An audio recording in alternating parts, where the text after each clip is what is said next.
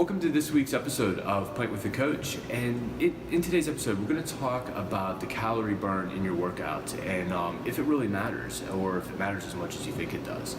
Our beer today is Guinness. This is probably one of my favorite standby beers. It's low calories, about 120 calories, low ABV, around 4%. It's lighter than a lot of people think, but it's got a lot of flavor to it. It's just an easy drinking beer. It's always going to be good, and the nice part is it's on nitro, which just kind of changes how beer tastes and things like that. So it gives it a smoother, silkier taste. So with our calorie burn in the workout, especially with all the tech that we have now, we can track everything. We can see how many calories we're burning and all this. But does that really matter? And is that really going to affect your results or determine whether or not you got a good workout in? And the answer to that is more no than it is yes. And the reason for that is it's due to something called EPOC, which stands for excess post-oxygen consumption.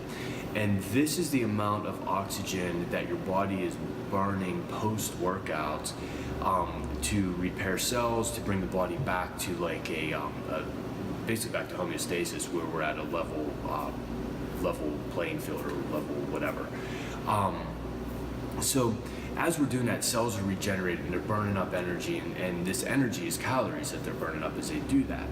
So when we take say an hour-long strength training session where we're using longer rest periods, things like that, and we compare that to like a cardio workout or a very high, I don't even want to say high intensity interval training because that's not quite the right comparison, but a lot of like how boot camps are set up and where we're just keeping our heart rate elevated the whole time. What happens is those go more into like a cardio realm, and they move away from the same energy system that we're using when we're doing strength training.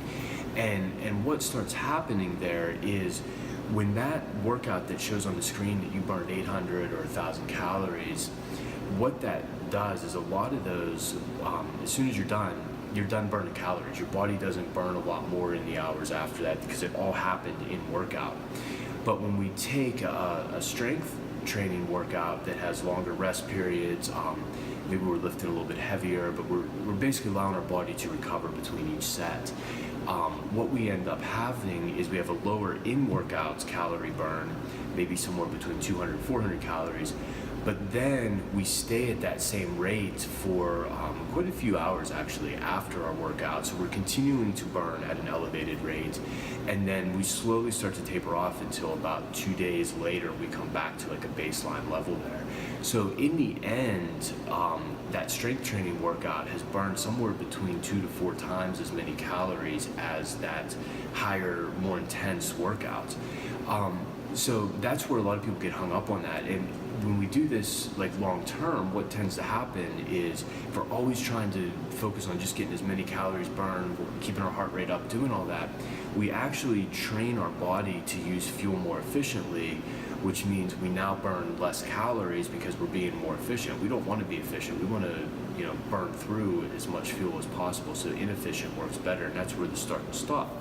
So that's the theory behind a lot of the popular boot camp stuff right now, the high intensity interval training, things like that. But what's happening is people are starting to mess this up a little bit. And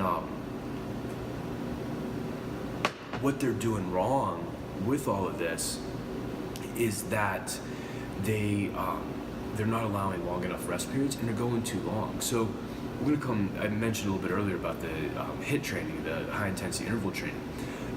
And I've done this in some previous episodes, but the big thing here is we want to only work for 10 to 20 seconds tops. 10 to 15 seconds tops is the sweet spot, and the reason for that is we have 3 metabolic pathways, and the first one is our ATP PCR system, and this is our stored energy system, and it has about 10 to 15 seconds of energy, or ATP is the energy that we're using there. After that 15 seconds, we're depleted. We can't pull any more out of that, so we have to go into our glycolytic system, which is then going to basically use muscle glycogen that's been stored, and we have another anywhere from 60 to 90 seconds, maybe of that after that ATP's been depleted before that glycolytic system's not depleted. Once we're past that, we're into our aerobic system, basically, where now we're just oxidizing fat and things like that. And that sounds good, but the problem is that system set up to put out energy indefinitely, and it puts out at a very, very low rate. So that's like driving a Prius, where when we're down in that ATP PCR, we're driving around like a big old like Hummer or something like that that's getting 5 miles to the gallon.